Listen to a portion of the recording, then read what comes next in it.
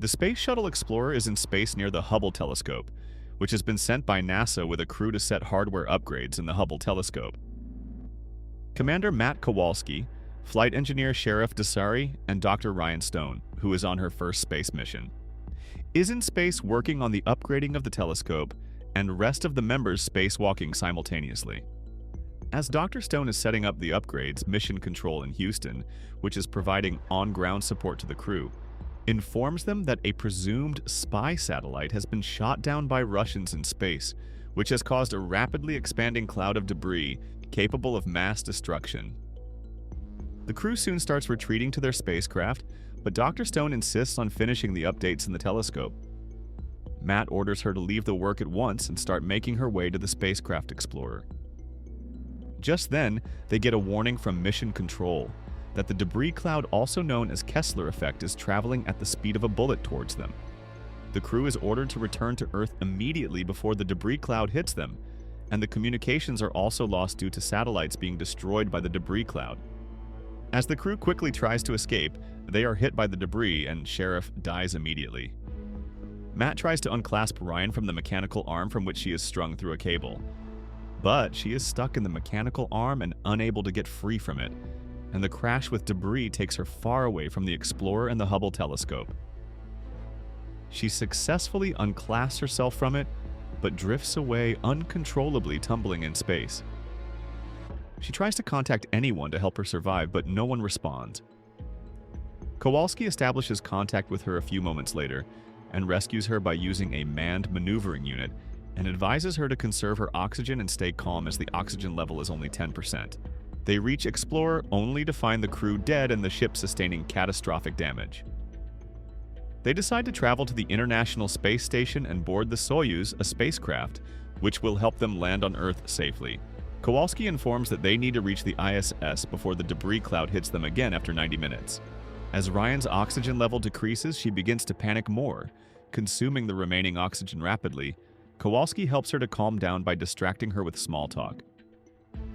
They talk about their life on Earth, and Ryan discloses that she lost her 4-year-old daughter due to a school playground accident, which has traumatized her and affected her will to live life to the fullest. They approach the orbit of the ISS, but Kowalski notices that one Soyuz has already left with the ISS crew, and another one is damaged, and its parachute is entangled with the space station, making it unsafe to use for Earth landing. Matt decides to use it to travel to nearby Chinese space station Tiangong and use their spacecraft for survival. They use the last fuel left in the maneuvering unit to reach the ISS. However, they are unable to control their speed, and the tether connecting them snaps as it gets stuck in one of the solar panels of the ISS. Ryan's leg gets stuck in one of the ropes dangling from the parachute, trapping her to the ISS. However, Matt drifts away uncontrollably. Ryan catches his tether and tries to save both of them, but the ropes on her legs start slipping away fast due to the combined weight of both astronauts. Matt decides to sacrifice himself to save Ryan and asks her to let go of the tether, but Ryan protests and tries to pull him. Matt unclasps his tether and floats away so that Ryan can save herself. Ryan is pulled back towards the station and her carbon dioxide alarm goes off as oxygen is consumed completely. Matt orders her to get into the station and use the Soyuz as Ryan starts losing consciousness. Ryan promises to use the Soyuz to rescue Matt as she attempts to enter the station. As she enters the station and tries to use the comms to establish contact, she realizes that Matt and Mission Control in Houston both are unreachable and concludes that she is the sole survivor of the mission. Suddenly, a fire breaks out in the station, and Ryan unsuccessfully tries to extinguish it with an extinguisher. She tries to escape by undocking the Soyuz, but she had never actually handled a Soyuz before and only practiced the managing of spacecraft in simulation. She still manages to undock the craft, but the damaged parachute, which is still attached to the Soyuz, pulls it back. Ryan is left with the only choice of spacewalking and manually detaching the strings of the parachute from the spacecraft. The 90-minute time frame also comes to a close, exposing Ryan to the wrath of debris cloud once again. She quickly tries to detach all the strings, simultaneously dodging the flying debris. As the last string is detached, the ISS is damaged fully with the impact of debris cloud. She manages to get inside in time and charts the spacecraft in the direction of Tiangong. She soon discovers that there is no fuel in the spacecraft's engine, and all her hopes are crushed. Afterwards, she tries to contact the Chinese space station, but no one responds. Somehow, she receives signals from someone on Earth, but they both don't understand each other's languages. She hears a baby's voice through the signal and starts missing her own daughter terribly, which makes her succumb to her fate and lose all hope for survival. She turns off the oxygen supply of the spacecraft and prepares to commit suicide. As she begins to lose consciousness, Matt seemingly appears in her capsule and gives her the idea of using the soft landing procedure of the spacecraft to propel her towards the Tiangong space station. He further elaborates that landing is similar to launching and she will have ample thrust to make her reach near the Tiangong space station.